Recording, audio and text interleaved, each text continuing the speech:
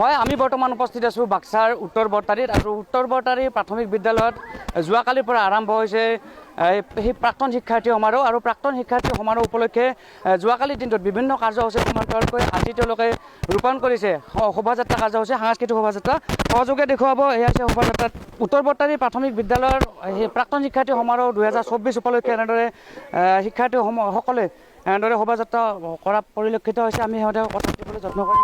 কেতিয়াৰ পৰা আৰম্ভ হৈছে, আজি দুদিনীয়া কাৰ্যসূচী, আজি অন্তিম দিন আৰু এই প্ৰথম কাৰ্যসূচী আমি সাংস্কৃতিক শোভাযাত্ৰাৰ এই আৰম্ভ কৰিবলৈ ওলাইছোঁ।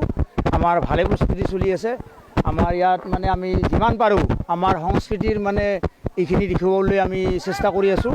গতিকে ভালে ভালে আমি আগবাঢ়িম আৰু সকলোৰে আমি ইয়াত উপস্থিতি কামনা কৰিলোঁ।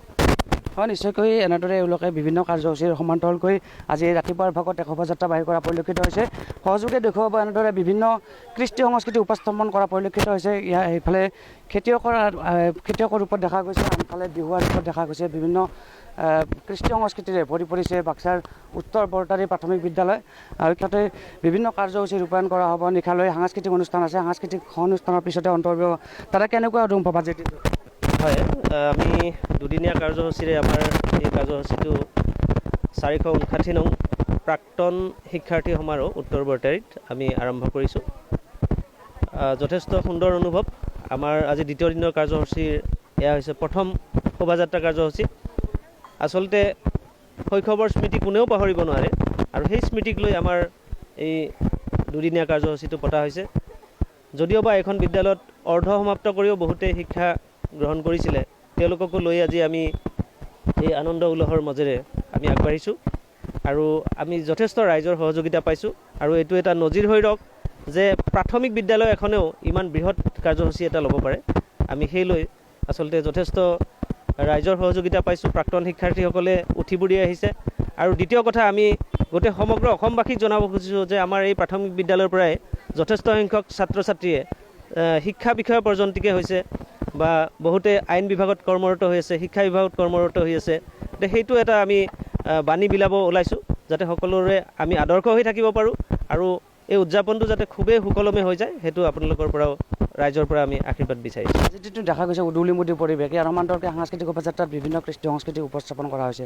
এই কণ কণ ছাত্ৰ ছাত্ৰীসকলক লৈ এইবিলাক কিমান হয়, আমি কণ কণ ছাত্ৰ ছাত্ৰীসকলক লৈ আচলতে এইটো বহুত এটা সিহঁতক যাতে তেওঁলোকে ভৱিষ্যত এটা আদৰ্শ ল'ব পাৰে আৰু আমাৰ কিছুমান কৃষ্টি সংস্কৃতি লাহে লাহে লুপ্ত হৈ গৈ আছে।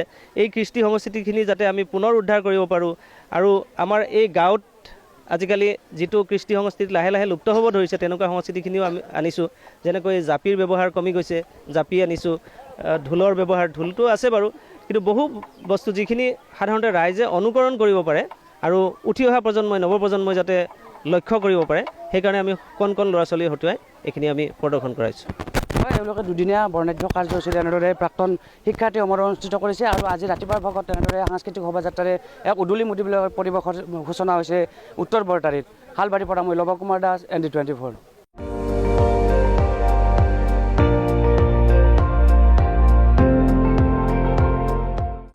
আপুনি চাই আছে ND24, সৰ্বশ্ৰেষ্ঠ নহয়, সৰ্বোত্তমৰ দৌৰত।